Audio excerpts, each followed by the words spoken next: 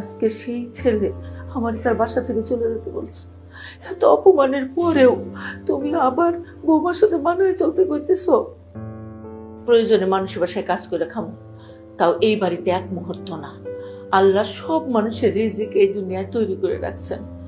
এখন থেকে আমরা তোমার বাসায় থাকবো। তাড়াতাড়ি চলো তো, চলো। মেয়ের সংসারে যাওয়াটা কি ঠিক হইব? ঠিক ভুলের বিচার এখন করে লাভ নাই। তাড়াতাড়ি চলো, সময় যত গড়াবে মায়া তত বাড়বে। বাবা খুব তো বলছেন যে এক মুহূর্ত নাকি এই বাড়িতে থাকবেন না, এখনো তো দেখি দাঁড়িয়ে আছে। ঘড়ির কাঁটা না আপনাদের জন্য বন্ধ হয়ে থাকে, ঠিকই চলতে থাকে। দরজা খোলা আছে, লাগলে বলেন ব্যাগপত্র আগে দিয়ে আমি। ঘড়ির কাঁটা যেমন আমাদের জন্য বসে নাই, একদিন সেই ঘড়ির কাঁটা তোমাদের জন্য বসে থাকবে না বৌমা। সে তার আপন গতিতে সবসময় চলবে। আম্মা, আপনার একটা বিষয় না প্রশংসা করতেই হয়।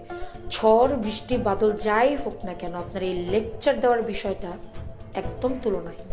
বৌমা, তুমি কিন্তু এখনো তোমার শাশুড়ির লোকে বাজে ব্যবহার করতেছো। তাছাড়া তুমি আজ যা করলা তা কিন্তু কোনোভাবেই ভালো হইল না। আব্বা, আপনার না আম্মার সাথে থাকতে থাকতে আম্মার কাছ থেকে লেকচার দেওয়ার বিষয়টা খুব সুন্দর করে আপনি রপ্ত করে ফেলেছেন। ডাক দিব নাকি আপনার ছেলেকে একবার? তুমি কি আমাদের ভয় দেখাইতেছো? আপনাদের ভয় ডর বলে কিছু আছে নাকি? ডাক দিয়ে আপনাদের ছেলেকে। ডাকতে হইব না। হাজার হাজার ছেলে মেয়ে মানুষ করলেও আজ বুঝে গেছি আমি আমার নিজের সন্তানকে মানুষ করতে পারি নাই।